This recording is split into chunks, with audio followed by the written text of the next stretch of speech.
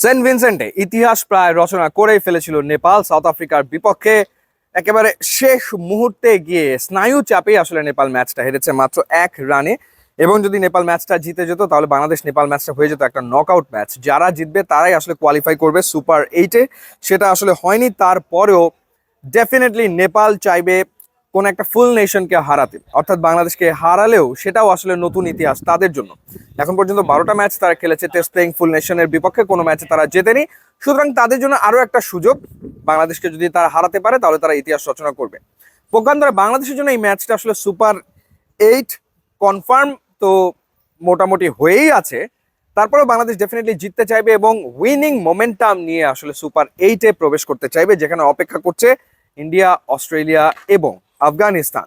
তো সেই ক্ষেত্রে আসলে এই ম্যাচে বাংলাদেশের প্লেইং 11 বা কি হতে পারে সেটা যদি আমরা একটু অনুমান করার চেষ্টা করি, আমি আমার 5টা প্রেডিকশন আপনাদের দিতে চাই। আমরা যেটা দেখেছি সাউথ আফ্রিকা এবং নেপাল ম্যাচে, এখানে স্পিনার অসম্ভব ভালো করেছে এবং এখানে কুশাল ভুট্টাল তিনি 4 উইকেট নিয়েছেন এবং তাবারেজ শামসি তিনিও 4 উইকেট নিয়েছেন, দুজনেই আসলে লেগ স্পিনার। তো আমার কাছে মনে হচ্ছে যে এখানে আসলে নেপালের বিপক্ষে আমাদের রিশাদ হোসেন অসম্ভব ভালো বল করবেন এবং রিশাদ অন্তত পক্ষে 2টো উইকেট এখানে তিনি নেবেন। Prediction number 1।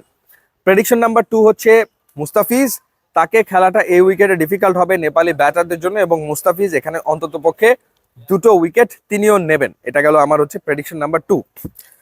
আরো একটা প্রেডিকশন আসলে বোলিং নিয়ে করতে চাই এবং আমার কাছে মনে হচ্ছে যে সাকিব আল হাসান এখানে আগের দিন আমরা দেখেছি যে ব্যাট হাতে জ্বলে উঠেছেন এবং দুর্দান্ত একটা 50 করেছেন খুবই গুরুত্বপূর্ণ সময় নেদারল্যান্ডসের বিপক্ষে। নেপালের বিপক্ষে সাকিব আল হাসান বল হাতে জ্বলে উঠবেন এবং তিনিও অন্তত পক্ষে 2টো উইকেট নেপালের বিপক্ষে আসলে নেবেন। এই গেল আমার prediction number 3। Prediction number 4, batting এর ক্ষেত্রে যদি বলি, ব্যাটিং এর ক্ষেত্রে আসলে টপ অর্ডারের কেউ তো রান পাচ্ছে না, this is the last chance.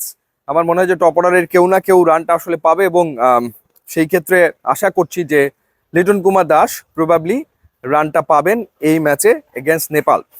5 number prediction যেটা, সেটা কোয়াইট স্ট্রেট ফরওয়ার্ড, সেটা হচ্ছে যে নেপাল আসলে এই ম্যাচে বাংলাদেশের সাথে পারবে না, বাংলাদেশ আসলে এই ম্যাচ জিতবে এবং জিতেই বাংলাদেশ আসলে সুপার 8-এ যাবে। এবার আপনাদেরকে জানিয়ে রাখি যে আপনিও কিন্তু চাইলে প্রেডিক্ট করতে পারেন এবং পুরস্কার জিতে নিতে পারেন নগদের সৌজন্যে। উইকলি, ডেইলি এবং গ্র্যান্ড প্রাইজ থাকছে স্মার্টফোন, স্মার্ট টিভি এবং বাইক। সেক্ষেত্রে যেটা করতে হবে, নগদের অ্যাপে গিয়ে খেলা হবে, নগদের সেগমেন্টে গিয়ে আপনি এই প্রেডিকশন গেমে পার্টিসিপেট করতে পারেন। প্রত্যেকটা ম্যাচ নিয়ে আপনি 10টি প্রেডিকশন দিতে পারেন, সর্বোচ্চ প্রেডিকশন যার মিলে যাবে তিনি আসলে উইনার হবে এবং প্রত্যেকটা ম্যাচ শুরুর 1 ঘন্টা আগে উইন্ডো কিন্তু বন্ধ হয়ে যাবে, সেটা কিন্তু মাথায় রাখতে হবে। ইউটিউব, ইনস্টাগ্রাম লিঙ্ক দেওয়া আছে, আপনারা যদি যোগ দেন তাহলে খুবই খুশি হব। And thanks for watching.